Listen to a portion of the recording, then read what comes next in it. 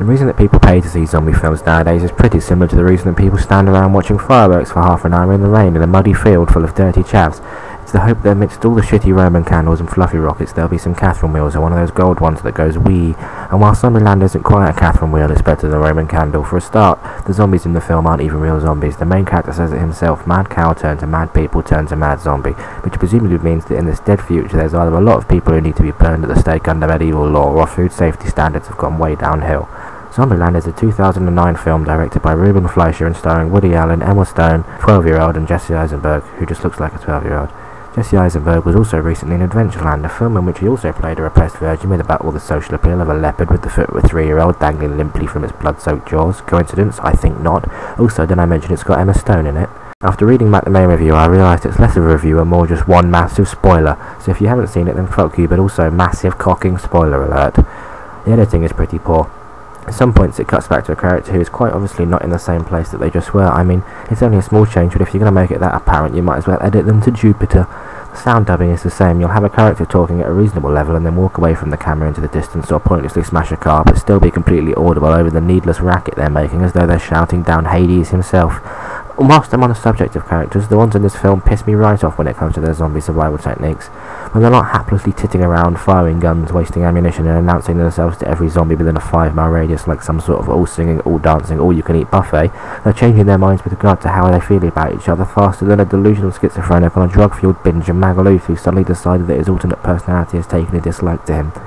Someone with so many rules, Jesse Eisenberg has all the common sense of a piece of toast. But enough judging the film by how good it reads as a post-apocalyptic public safety ad. Films are supposed to tell a story, and I haven't even begun to touch upon this one yet. It's got a pretty impressive intro sequence with American flags and heavy metal and shameless Scarface rip-offs and breaking glass and tits, and it's all in super slow motion. Even after all the tits and cocaine, I was even more excited when at the end a woman drove her SUV along a road bus dragging the living corpses of 2 young girls behind her. This film didn't look like it was going to hold back, and it was about that point I realised one of the girls was actually a stunt midget, and that from this point on there are going to be more things wrong with production than there are wrong with necrophilia.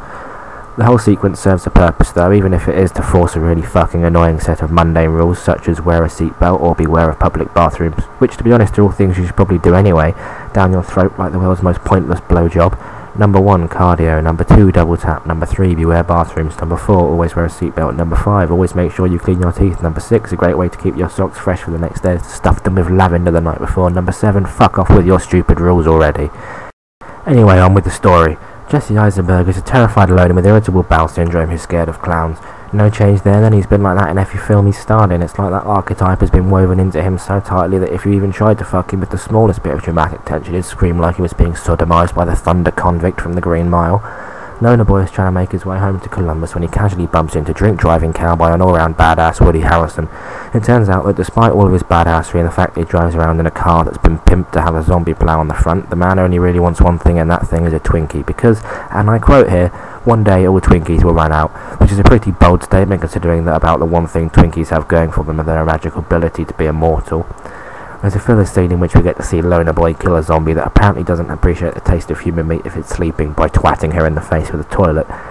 The characters gelled well, and I was just beginning to get immersed in the film when lo and behold I get more fucking rules forced down my throat, this time number 18, limber up, which begs the question, what happened to all the other rules in between? Do I just make them up and hope that what I really need when I'm being chased by an undead army is the knowledge that I should always make sure to have a hat and gloves in case it gets chilly? After this, there's more driving in which the 2 characters we've met decide not to call each other by their names because it might get too personal, so they decide to call each other Columbus and Tallahassee because that makes all the fucking difference in the world, and then they end up at a supermarket to try and get some Twinkies. 3 zombies down and the guys realise that bitches are one of their 99 problems and it all starts to go a bit wrong. Then it's time for Woody Harrelson's flashback scene, and he tells a story about his puppy Buck and how much he loved him and how much he fed his dog pancakes and ridiculous things like this, which, given his devil-may-care attitude, you can't help but laugh at, but which make you feel like a bit of a prick for laughing at later in the movie. The newly formed group of 4, 3.5, wake up and get together more than a failing 80s pop group or genital warts, and they seem to do it without thinking every time. But the basic adventure is a road trip to Pacific Playland, which is essentially a glorified Blackpool pleasure beach with more zombies. They finally arrive in LA along lovely clear roads, which surprised me seeing as how all the other roads they've driven down until this point have been more backed up with dead people in cars than the M25 on a Friday, but that's easy enough to overlook. It's all made better by the fact that they decide to break into the house of the film's big cameo star, who I won't name, so I'll point. That's him right there. Not much happens here. They get pretty baked with the unnamed cameo star, who then almost is instantly shot in the chest in what has to be one of the most obvious drugs of bad subtext I've ever seen in a film that wasn't Requiem for a Dream. For all this screen time, they might as well have just come on and taken a shit. Anyway, after this not much happens other than a big fight in what must be a haunted fairground, because all the rides seem to be constantly operational, even though the people who run them are quite clearly in no fit state to push any button which isn't labelled brains.